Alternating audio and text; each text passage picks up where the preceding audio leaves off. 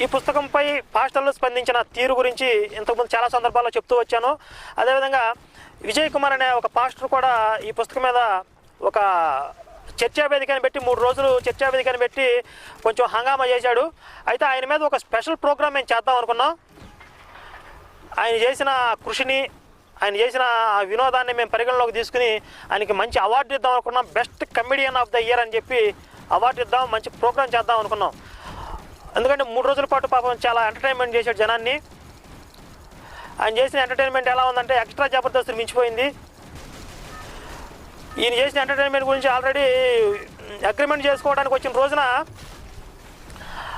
మాతో అతను వ్యవహరించిన తీరుని కానీ, అతను మాట్లాడిన మాటలు కానీ మేము ఎత్తి చూపుతూ దానికి సంబంధించిన వీడియోలు పోస్ట్ చేసాం. ఆ తర్వాత ఈయన ఈ ప్రోగ్రాం కండక్ట్ చేస్తూ ఒక సర్కార్ లాగా హుకుం జారీ చేశాడు. కరుణాకర్ని నేను డిబేట్కి